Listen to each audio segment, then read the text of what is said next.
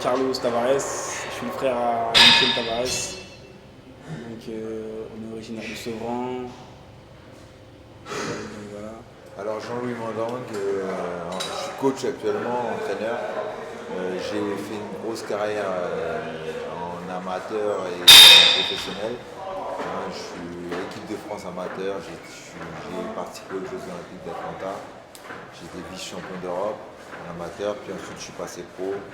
J'ai à peu près 25 combats, j'ai été champion de France, champion de l'Union européenne. Et voilà, maintenant je suis coach. Voilà.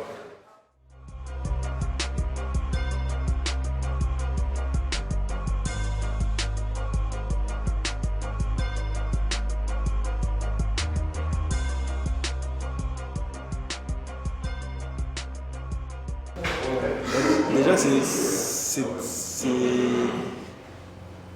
c'est marrant déjà comment ça a commencé parce que je faisais de la boxe, donc je faisais du kick au départ, parce qu'avant de faire l'anglais je faisais du kick. Et un club qui s'appelle Faucon Boxing, Faucon Gym Boxing sur Villepinte, dont il y a Freddy Kemayo, tout ça. Et donc je faisais ça là-bas. Et lui il était petit, parce que moi j'ai commencé la boxe vers 18 ans. Donc, voilà. Et j'ai deux petits frères moi qui viennent avec moi, Michel et un autre. Et donc je les amenais avec moi à la boxe. Et le seul qui tout le temps me demandait pour venir à l'entraînement avec moi, c'était Michel. Même quand je ne voulais pas le ramener avec moi, je peux venir.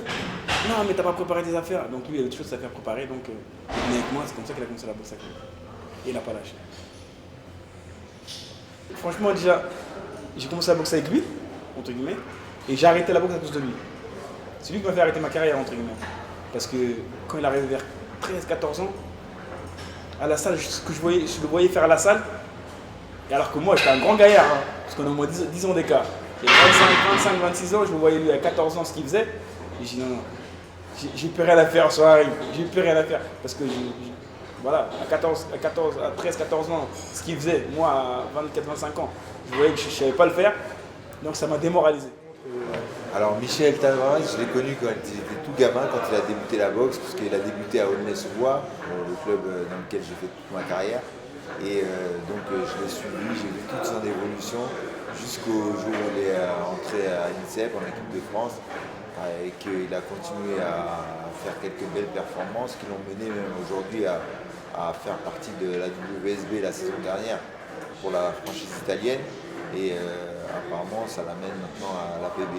Donc vraiment c'est un athlète que je connais par cœur, que je connais très bien.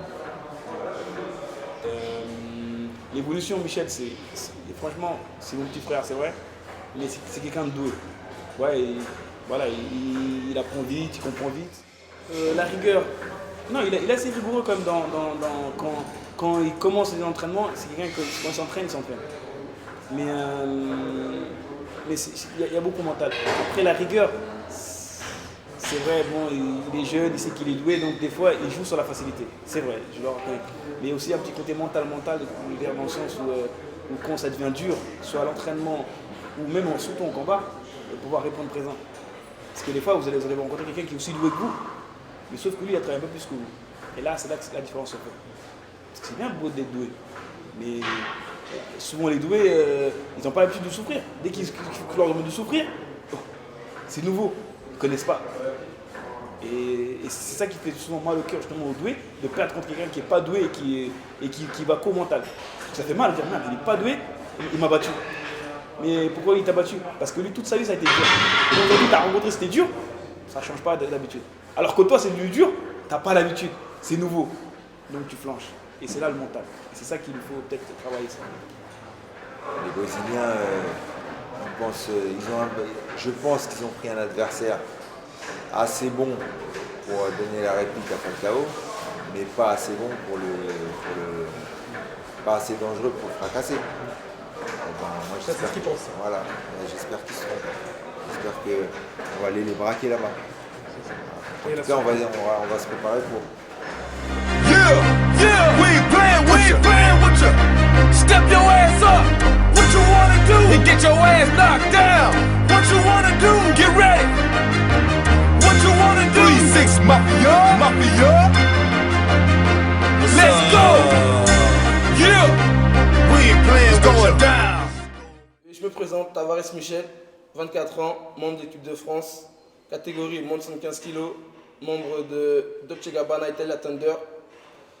Palmarès médaille de bronze, championnat du monde junior, champion du monde par équipe en 2011 avec Paris United.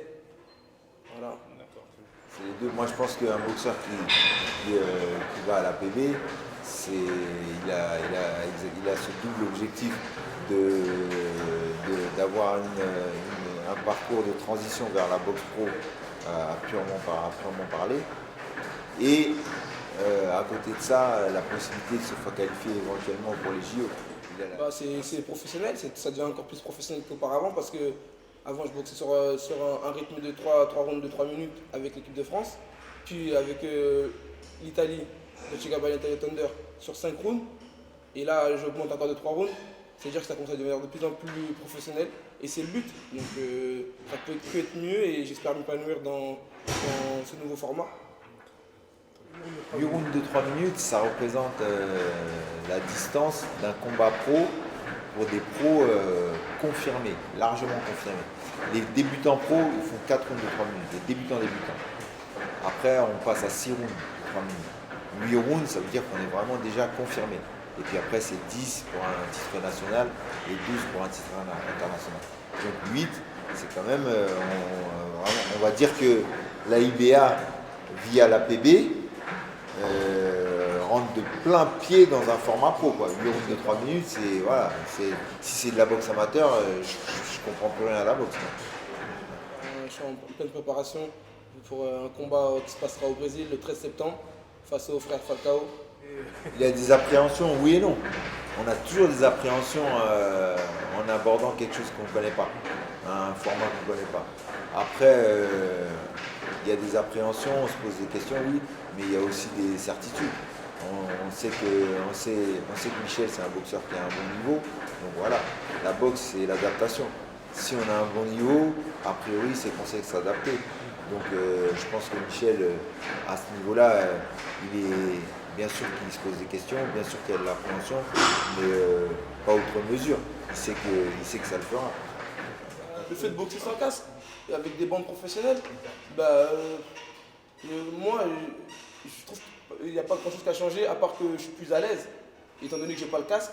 Mon coup d'œil, il s'élargit un peu plus. Après, au niveau de l'esthétique, c'est vrai qu'on n'a pas de t-shirt, on n'a pas de débardeur, on est torse nu, donc on se met plus en valeur. De toute façon, en face de lui, il va avoir un mec, s'il est là, c'est qu'il mérite d'être là autant que lui. Il est prêt, Michel est prêt, il est prêt physiquement, Michel est prêt physiquement, il a le niveau, Michel a le niveau. Le champ entre le premier et le deuxième à haut niveau, c'est des détails. Il faut être au bon moment, au bon endroit, avoir le bon timing, la bonne technique, la bonne tactique. Et puis, étant donné que les deux longs, qu'est-ce qui fait basculer la victoire d'un côté ou de l'autre? C'est un détail.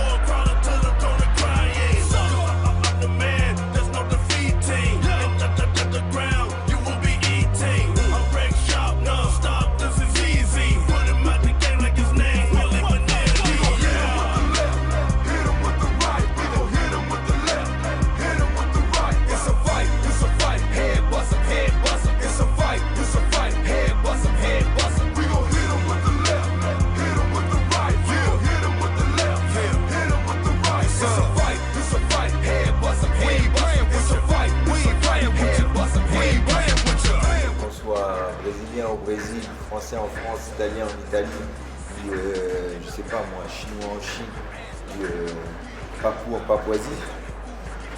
Quand on en prend une et que si elle arrive au mauvais moment, au mauvais endroit, c'est dodo. Voilà. Personne n'est musclé, tu m'entends.